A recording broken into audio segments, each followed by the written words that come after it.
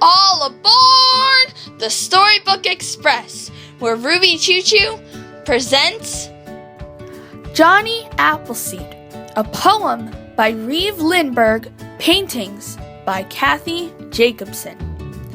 In the early days of the American frontier, when most of this nation was still wild, unsettled land, there lived a man of great courage and gentleness who traveled through the wilderness, planting apple trees. His name was John Chapman, though he came to be known to generations of Americans as Johnny Appleseed. This is one story about his gift to our country. These apple trees were planted here a century ago. 100 years of springtime bloom, 100 years of snow. 100 apple autumns with the wild geese flying by. 100 years of applesauce and steaming apple pie. The man who planted apple trees once stood here on this land, a sack of seeds upon his back, a Bible in his hand.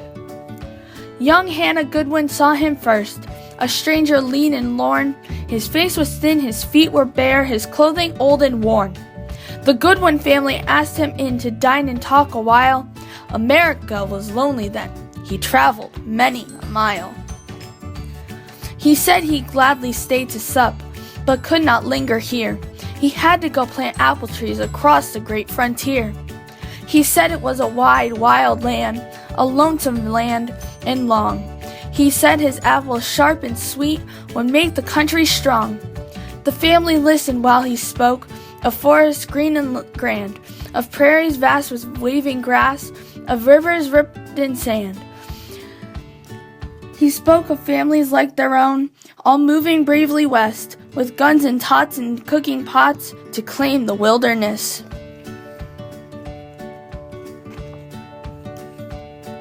He said he'd bring them apple trees, our Lord's gift to the earth.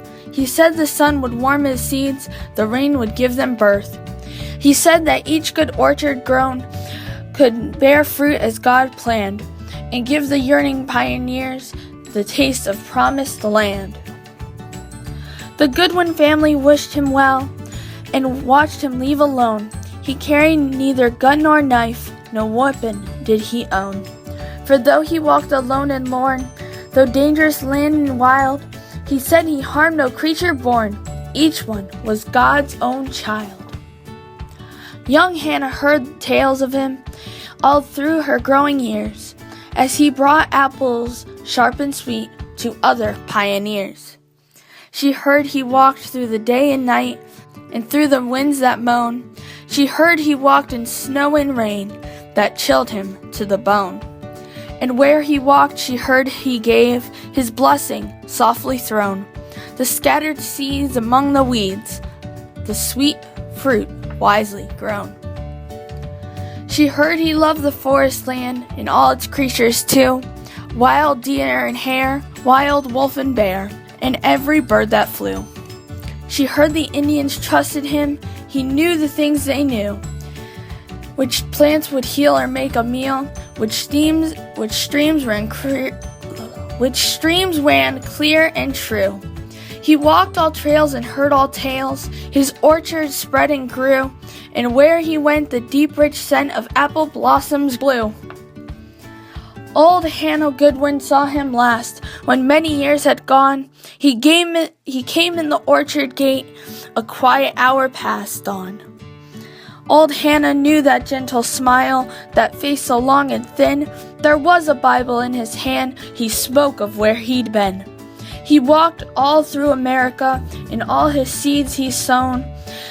He planted apples sharp and sweet, and swiftly they had grown. There was a spicy apple cider now out on the western plain.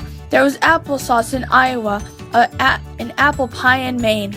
Apples crossed the wide Missouri and down the Ohio. Sharp and sweet across the land, they made our country grow.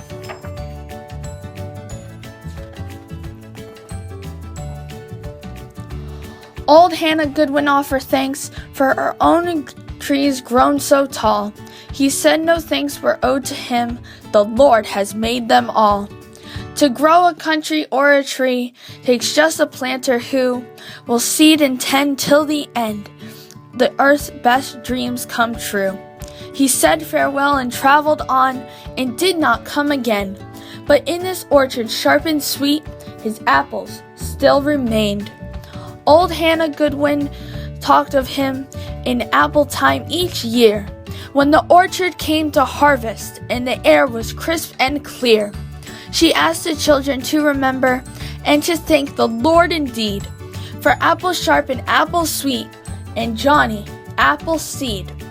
Believe it or not, Johnny Appleseed was a real person, although many of the tales told about him are probably not true. People have been telling Johnny Appleseed stories for almost 200 years, so it is sometimes hard to separate the real history of his life from the legends. His name was John Chapman, and he was born in September 1774 in Leominster, Massachusetts, the son of Nathaniel Chapman, a farmer and carpenter who fought in the American Revolutionary War, and his wife Elizabeth. We don't know much about John Chapman's childhood, except that he probably grew up in the Connecticut Valley. But in 1797, when he was 23 years old, he was seen traveling west to plant his famous apple seeds in Pennsylvania, Ohio, and northern Indiana.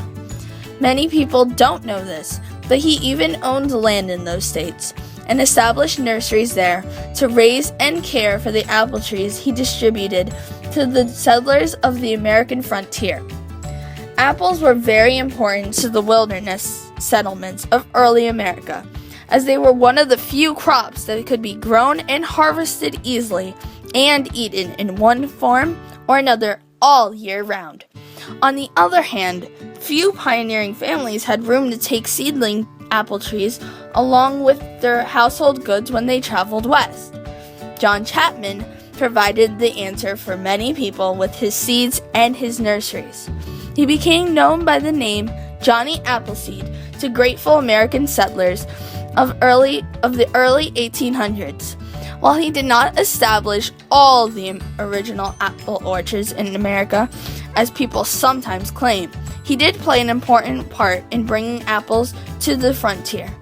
John Chapman was a devout Christian missionary who tried to explain and share his beliefs wherever he traveled.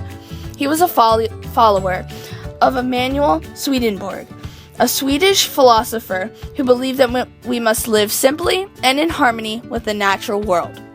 John Chapman was said to have shown little interest in his personal appearance or in his possessions, but he had a great love for all humanity and all living things. He gave away his trees to any family who could not afford them, and his kindness toward wild creatures, from bears to wolves to rattlesnakes to wasps, is well recorded. He was respected by the Indians and moved freely among them. John Chapman was known to be especially fond of children. He spent much time during his travels telling his adventures to the younger members of the households he visited. He died in Fort Wayne, Indiana, in March 1845, but his story, like the apple seeds he planted, will be part of our country forever. The end. This has been the Storybook Express with Ruby Choo Choo.